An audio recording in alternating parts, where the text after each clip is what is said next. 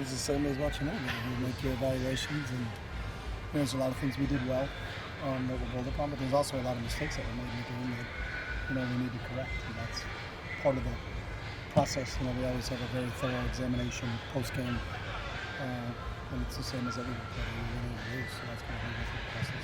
What were the corrections? I assume missed tackles part of that? There was a lot, there was, especially in the secondary, so really what Washington State does is they get the ball into space, and when you look at where we were from the tackling standpoint, we could have negated a lot of gains with that. Positives is our guys did a really good job of creating turnovers. And even in the tackling phase of things, what Chris Barnes did and a couple of the other guys, Elijah Gates.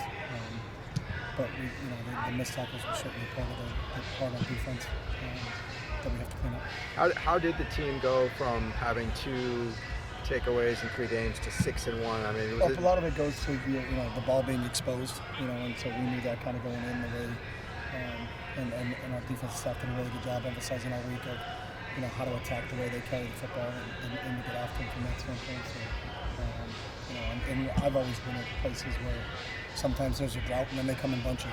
It's never really a consistent, but it's one turnover each game for the entire season. It's sometimes you get a slew of in one game and you don't get a lot in another game, and it's just kind of hard to, as I said Saturday, sometimes that ball bounces in a really different way.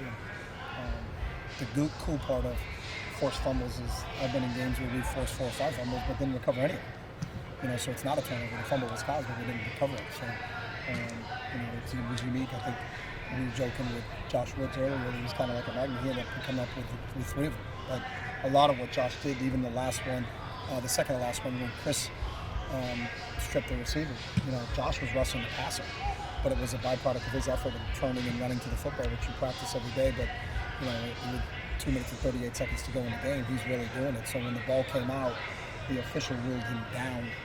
So when it goes to review, there has to be an immediate recovery, and there was an immediate recovery because of how many guys we had running to the football. So. When you broke down the offense, I think you scored on 6 consecutive drives. I know one of those was special teams, but I know there's probably a lot of different things, but were there any themes to what was clicking with the offense? Yeah, very simple execution. I thought we protected Durham really well in those situations. I think when you look at the stats, when we had a clean pocket, his numbers were kind of off the charts. So I thought our offensive line did a really good job from that standpoint, and I think he delivered the ball. The other thing, I think besides Felt on one flat pass, we didn't have any drops on the day, so I think our receivers did a really good job of not only creating separation at the top of the stem, but when they got there, catching the football. And that's sometimes just given all the time, but it's not that easy. Chase made a couple catches with people in close quarter contacts. Same thing with Kyle and some of the other guys. But I thought Dorian really delivered the football, and I thought we really just executed all 11 guys, not just one guy. And that's what we talked about from a consistency standpoint is, in a lot of plays we're one play away, and one guy away from being what we need to be. So, and it felt like we could execute. I think the play at the end of the first half was really kind of a microcosm of the first half of our season. We throw a Hail Mary pass that gets tipped, and we catch it, and he goes down, and he gets tackled. And great effort by him to stay up and goes down on the half-yard line. We don't get any points out of it, but, that's what I told the kids at halftime. We're close. We just got to continue to keep executing and keep staying the course. Dimitri had that 100-yard kickoff return. You haven't been real aggressive in kickoff returns. What goes into whether he returns it or not in those situations? Kick, type of kick that's made, placement of where the ball is in the field, type of return that's set up. Is it in our strike zone, not in our strike zone? There's a lot that goes involved in it. It's not just just for catches for the heck of it. So there's a lot that goes involved in it. And I think, where they put the kick in location of their kick, how they cover it, what their lanes are like, and they cover it, what our blocking scheme to attack those lanes are, and then where the ball is placed in the strike zone, out of the strike zone is really a lot of part of it. Go ahead. When things started turning your way in the third quarter, was there a change in scheme, or did you stick with that game plan? No, we stuck with the same game plan. With Dimitri, what was it about him that made you want to get him as involved as you can? Well, everything is earned here, so he earned his playing time. Obviously, when Josh getting banged up a little bit in camp, we needed some depth, and how can we create depth? And obviously, there's no waiver wire and there's no trades that are made, so you always have to look within your program. He had experience. He's always practiced it a little bit, but really practiced it from just during handoffs. He was over there getting handoffs, but he spent all his time with the receivers, met with the receivers. So we made that move. First week, second week of camp to kind of permanently put him in the running back room just to see where he can continue to develop. And then every day you could see him, and you saw flashes of him like, oh, okay, he's got some instinctive skills. He's always been really good with the ball in his hands. So just really continued to develop and say, all right, I think we're going to permanently keep him here. So I think it added, and we've always been searching for a guy that can help Josh, because Josh can't play 70 snaps a game. No running back can. So I think we feel like we've got two legitimate threats at that position.